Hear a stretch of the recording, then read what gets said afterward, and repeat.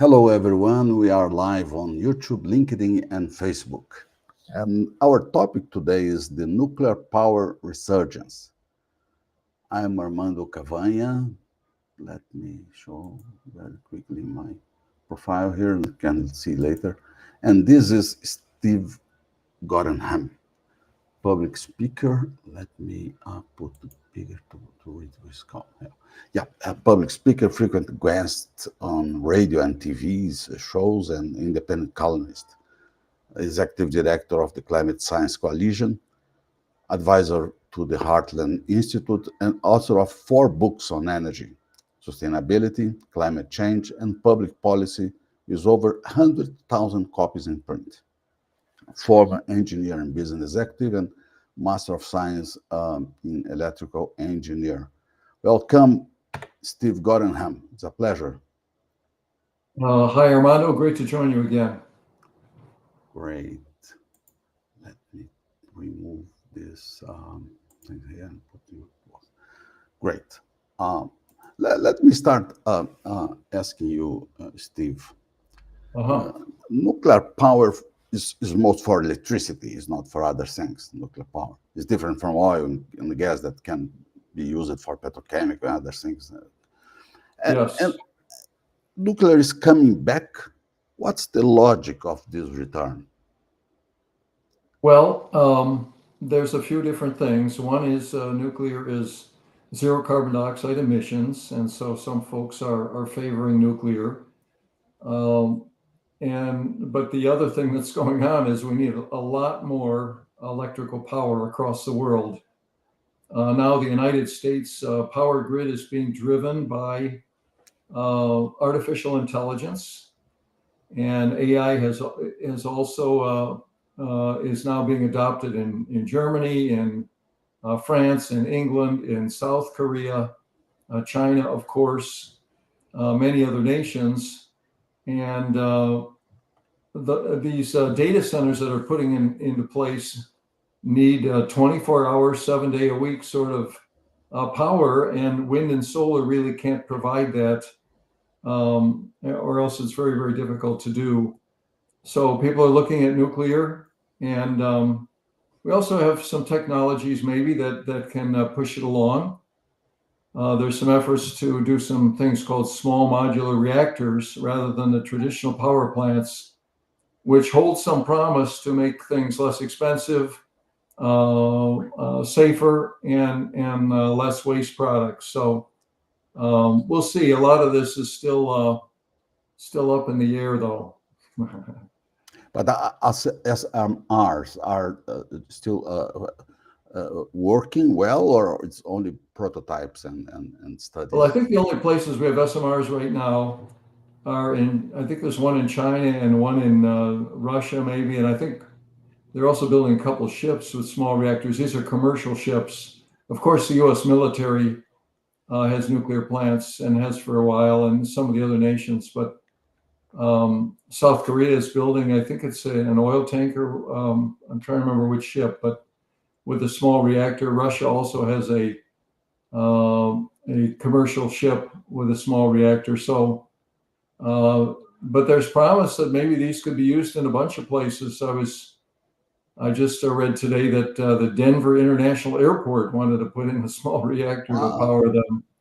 So, there is possibility, but they basically said, well, there aren't any of these out there yet, so we don't know we want to be the first one. So it's still fairly experimental. Yeah. And Steve, what countries and institutions are seeking, are looking for with nuclear power? Energy security, less pollution? What exactly are the main factors? Well, there are, I think there's about, let's see, according to the World Nuclear Association, there are 31 countries that have nuclear reactors right now. About 440 of them exist in the world. The United States has the most, 94 operating reactors. And there's another 70 reactors in construction and another 100 that are planned. Now, over the last couple decades, most of these have been replacing reactors that were retired, but now there's some efforts to build a lot more Matter of fact, President Trump signed an executive order back in May and said, and one of the 4 executive orders on nuclear, one of them said he wants to increase U.S. nuclear capacity by a factor of 4 by 2050. And so that would be, it's 18% of U.S. electricity today, and he wants to quadruple it. So there are some big plans. We'll just see if these things can work out. What's the reason? Because nuclear power have a decline in the last 3-4 decades, and now is returning. What's the reason to the declination of this first? Well, I think you can put up the first slide. In the United States, it's this artificial intelligence revolution. This is from USA Data Centers. It's a map of all the data centers in the US. And I've been tracking this for a while on their site. And back at the start of 2024, there were 2,700 data centers in the United States. Now there are over 4,000. So it's increased 50% in less than 2 years.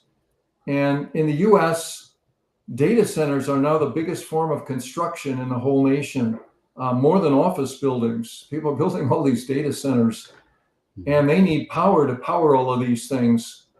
You can go to next slide. Sure. So what's going on is that power plants are being extended or restarting. And in the case of nuclear, we're restarting plants. I've got Michigan and Pennsylvania on the list here, but also Iowa has announced a restart. And in South Carolina, they had 2 plants that were being constructed, and that construction was halted in 2017, but that is being started again.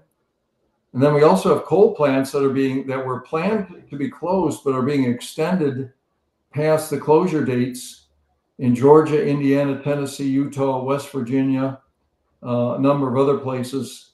And then we also have more than 200 gas-fired power plants in planning or under construction, more than 100 in the state of Texas. Wow. So, and all of this is to support the artificial intelligence revolution. So there's efforts to make nuclear a big part of this. Mm-hmm. So the intention is to feed data centers easily, because Right. In China, for instance, they use what they use for data centers, coal. Well, China uses has about 60% of electricity in coal, or 65%, but they're also building of those 70 plants being built. I think 25, the nuclear plants being built, 25 are being built in China. So they're trying to go forward as well.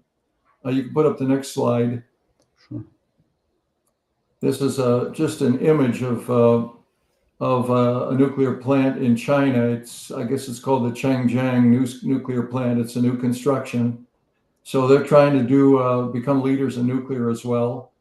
And as I understand it, I think Brazil has 2 operating nuclear plants. True. Now. Yeah. And another one in eternal construction is Anger 3. Yeah, about 2% of your electricity. Yeah, exactly. But we're seeing this. We're seeing a resurgence. You can put up the next slide if you want. Sure. Now, what happened to nuclear is it had a lot of safety issues. There were times that many people thought the world was going to go nuclear for all of our electricity. The first nuclear plant was constructed in England in 1956. By 1970, reactors were in construction around the world. President Richard Nixon of the United States in 1973 said, and I quote, "It's estimated that nuclear power will provide more than 1/4 of the country's electrical production by 1985 and over 1/2 by the year 2000. But then we had these failures. We had a incident at 3 Mile Island. Mm-hmm. There's 4 towers there in that image. The 2 on the left were from the one reactor where they had the problem. The other one is actually was shut down, but it's being restarted. This is an old picture here that shows the clouds of water vapor coming out. Mm-hmm. But then we also had a failure in Chernobyl, Ukraine in 1986, and that released a lot of radiation, and some of that floated over Europe. And then at Fukushima, Japan in 2011, because of an offshore earthquake and a big tidal wave. The cooling systems, the pumps were knocked out, and that they had a reactor meltdown there as well. So these have been issues, and public opinion has did turn against nuclear. You can put up the next slide. Sure, exactly. This is a graph of the world nuclear plants, which peaked about 2014. And the share of electricity is that orange graph. It was as high as about 18%, 17, 18% in the early 1990s, but it has declined to 9% of the world's electricity because of safety concerns and also cost. Cost has been a big issue. But now many nations are looking to restart the nuclear industry and expand it. Yeah, this is a very important point. So, nuclear power, are they competitive in terms of price, final price, or total cost of ownership, or not yet? Well, they're really not in many ways. The next slide, this is a look at the Vogtle 1 and 2 nuclear plants in Georgia. These were built, finished about 2 years ago, but they they were they took more than a decade to build. They cost $30 billion, and that was about triple what the original price was expected to be. And so they entered service 7 years late. So there's a lot of problems with the big nuclear plants. They're all custom designs.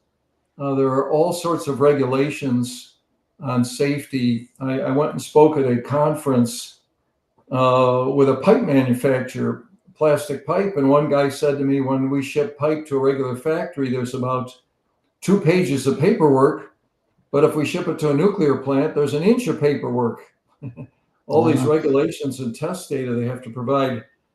So nuclear is really burdened by regulation restrictions, and also the time to do it and the cost to do it. Nuclear plants cost maybe 4 or 5 times as much as a gas plant, and you can put up a gas plant in 3 years, and nuclear plants usually take a decade or more. But tell me, Steve, so the problem is the nuclear plants are expensive and take a long time to be constructed. So that's the reason that SMRs, small modular reactors, are coming so strongly? Yeah, that's the idea. And you can go to the next slide. Wow. This is an image of a nuclear, a new scale small reactor. The idea here is to set up some sort of a way to manufacture nuclear reactors in a factory and do them so it's not a new design every time. You go down a learning curve. Hopefully you can ship them by truck or by train. And there are many companies now working on this. There are more than 20 in the United States and more than 50 worldwide that are working on small modular reactors. But there's very few right now. There's just, I think China has one in operation and Russia has one. But the ideas here are to do these small reactors to knock the cost way down, and also make them, because of their small size, available for more applications. For example, on-site to power data centers like the gas plants are doing. The United States also is looking at putting them in military bases to power military bases. South Korea and Russia are looking to put them on ships, like we have with some of the military reactors. And they're expected to be safer. Many of these are designed to shut down automatically in the case of a failure, so you don't have a possibility of meltdown, and also to minimize nuclear waste. The problem, again, is there isn't very many of these. Yeah, when we mentioned that they are smaller than, of course, power plants, conventional ones. Yeah. You mean what size? And maybe 100 gigawatts. I'm sorry, 100 megawatts or so. Traditionally, a nuclear plant is about 1,000 megawatts, about a gigawatt. But these smaller ones, anywhere from maybe 10 megawatts up to 300 megawatts. The problem so far is if you add up a bunch of small ones, they're about as expensive as the big ones. Mhm. So we're hoping that these cost breakdowns can occur. And by the way, the Department of Energy in the United States has now selected 10 companies for fast track SMR development. They're being subsidized and they've been sort of selected. And they have a goal of getting 3 of these up and running by July of next year, which many people have said is impossible. Mhm. But I guess my numbers are wrong. Just a second. I've got my article here. There are 24 U.S. companies pursuing SMRs, and globally there's about 80 companies. I think I said 50. So there's quite a few. Yeah, but the results are not good yet. So only 2 working at this time. Right. Yeah. It's still kind of experimental in many cases. But we'll see. There's a lot of efforts going toward this. So I'm hopeful it can get those breakthroughs and it can become a competitive source of power. Yeah, yeah. And Steve, about the green energy. So we heard that New York State and Massachusetts both are discussing the same. Yeah. What are exactly they are discussing at this time? Yeah, you can go to the next slide. So we had talked about this last time. There are 5 major political parties around the world that have said we're not going to do net zero anymore. And now we see this in some of the states. The image there is of Governor Kathy Hochul of New York State. And New York wanted to go all green. And one of the things that happened is President Trump has stopped all offshore wind turbines, which New York was going to count on. But they had some regulations as well. There's a war going on in the United States right now over what sort of electrical power you can put into new construction. And we have about 7 states that have said, well, you have to put heat pumps in. You can't put in propane or gas for your appliances anymore. And as a matter of fact, New York State had a law that said that all new construction had to be electric, couldn't be gas. That was expected to start next month, January, but now Governor Hochul and the courts have stepped back and they said they're going to delay that a couple of years. They also have an issue with pipelines. The state of New York has blocked gas pipelines for 2 decades. And so pipelines that would be built through New York to go into New England have been shut down. And so we have big expenses now. The cost of natural gas is very high, particularly in New England. But recently, New York decided they were going to allow a pipeline to be built to New York City. And President Trump is trying to negotiate with Governor Hochul as well to get more pipelines through. So they seem to be stepping back a little bit from these green policies that were blocking pipelines as well. Is she Democrat or is a Republican? He's a Democrat. This is a blue state, as we say, and most of New England is blue states. And power prices in the blue states are rising faster than the national average because they want to go to wind and solar, and those tend to be more expensive. And examples are California, New York, Massachusetts, other New England states as well. But so, we also have an issue going on in Massachusetts too. What do you believe that could be the conclusions of these 2 states discussions? Well, I think the economics are winning out a little bit.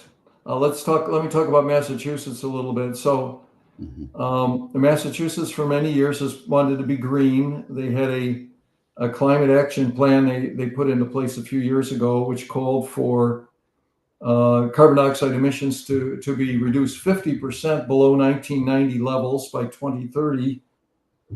But Massachusetts, about 80% of their electricity today comes from natural gas. And more than half the households use either a natural gas or propane to heat. And the problem is because New York didn't build any pipelines, they can't get enough natural gas.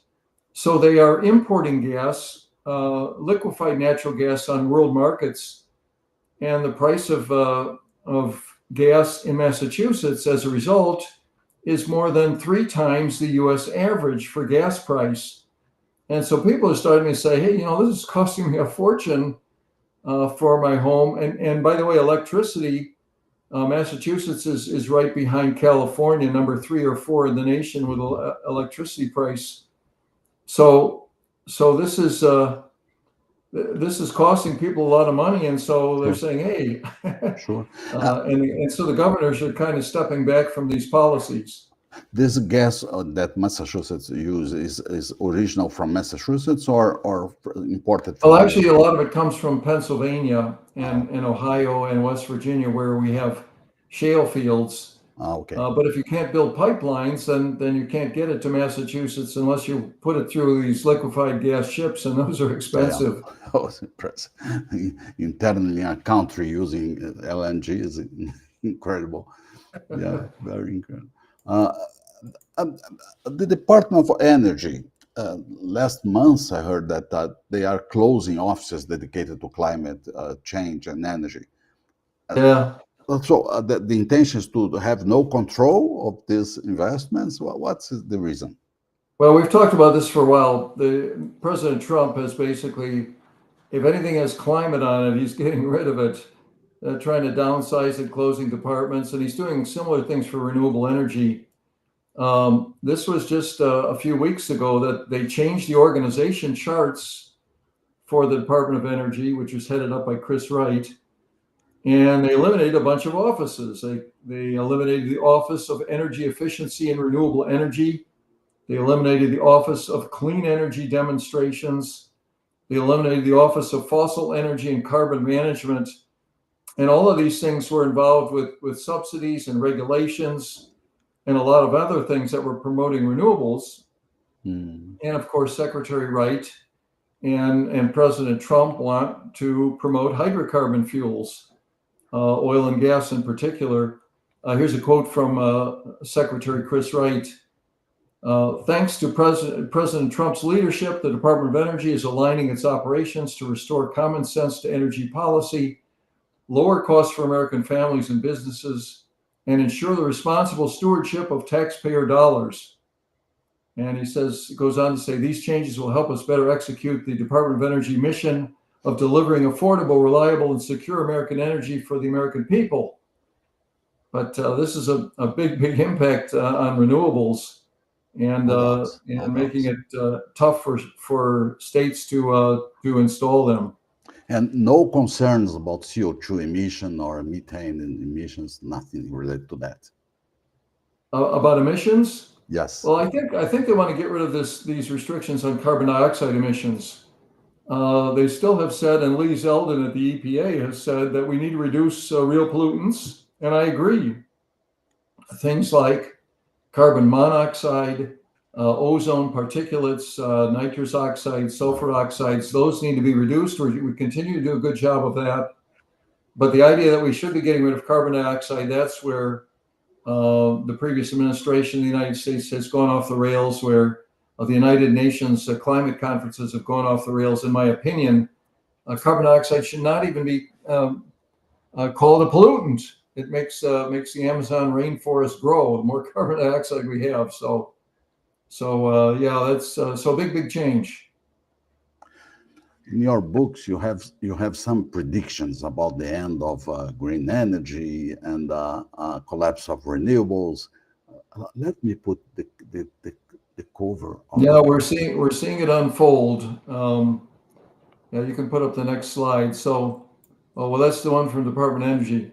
Is this one? So this is my book, Green Breakdown, and it talks about this idea of the world trying to get to net zero, particularly the wealthy nations of the world, the United States and Canada, Europe, Australia, New Zealand, Japan.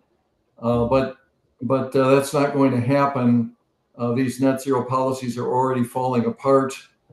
And with the artificial intelligence revolution, it's just going to roll over net zero. That image on the right is my creation there. That's a 70 or 80 foot tall tidal wave, and I call that the artificial intelligence revolution.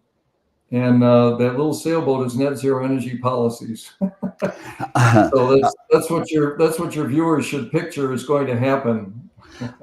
companies that are investing in data centers, are they, let's say, betting on nuclear or natural gas? What the main energy they Well, are it's kind of exploring? a mix. Many of them are putting in gas. As a matter of fact, Tesla, who is a solar and a battery company as well as a car company, put in its XAI system data center near Memphis, Tennessee. But they were able to put it up in a year, and they installed 25 gas-fired turbines to power it. They didn't use solar and they didn't use batteries because they could get it done so fast. So we have kind of a mix. We have some companies that are saying, well, let's, for example, I believe it's Microsoft that wants to restart the other 3 Mile Island plant, nuclear plant in Pennsylvania. We have that going on, but we also have a lot of gas plants going in. And then there's some people that are keeping the coal plants going. There's also some efforts to try and do it with wind and solar. But the problem is, those cover wide areas, 100 times the land. And so you have to go build transmission out to all these things. And that takes years and years often. So it's definitely a mix. But the big winner right now is gas, and potentially nuclear will join that. Let me understand a little bit better. So for renewables, do you believe on a collapse or a reducing of the No, I don't. participation? Yeah, I think it's just a slowdown. The collapse is net zero. Uh-huh. Renewables today, again, if you look at the numbers, according to the Energy Institute, in 2024, 87% of the world's energy came from hydrocarbons, coal, oil, and gas. The small 13% was a combination of nuclear and renewables and other sorts of things. Very So little. it's very, very small. And this is after $10 trillion was spent in the last 20 years to promote renewables. So we're a long, long way from renewables being even a majority share. We're going to have a mixed future. But again, we should use, if you're in Hawaii and it's sunny and windy all the time, renewables make a lot of sense, and you don't have pipelines to get gas out there. Or if you're in the areas that get a lot of sunlight near the equator, solar makes a lot of sense. But if you're in Minnesota or Massachusetts, it doesn't make much sense. Great, great. You have one more slide here. What is exactly this one? Yeah, well, this is about my book. So in addition to have the science and economics, my books have all these color sidebars, about 150 of them in green breakdown, that are real headlines. There's one for BBC News. Climate change, can sending fewer emails really save the planet? I mean, just goofy stuff. So that's kind of where we are right now, but that is changing.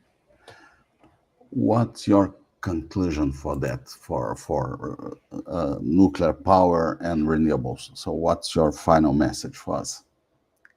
Well, we're going to see a mixed future. I think nuclear is going to grow despite difficulties. Renewables are going to be used a little more sparingly than they have in the past. They won't be promoted. The idea that we could mitigate global temperatures really is false. The only sensible policy is adaptation to the climate, to build seawalls where the oceans are rising, to build strong concrete buildings where you have hurricanes, get people low-cost energy so that they can improve their standard of living and exist in a changing climate. That is what is sensible. Not thinking if we can put up wind turbines and all drive electric cars will, make the storms less severe. That's modern superstition. Excellent. Very good. Steve Gottenham, was a great pleasure to have you in this 30 minutes conversation today. Thanks again, Armando. Till the next time. Till next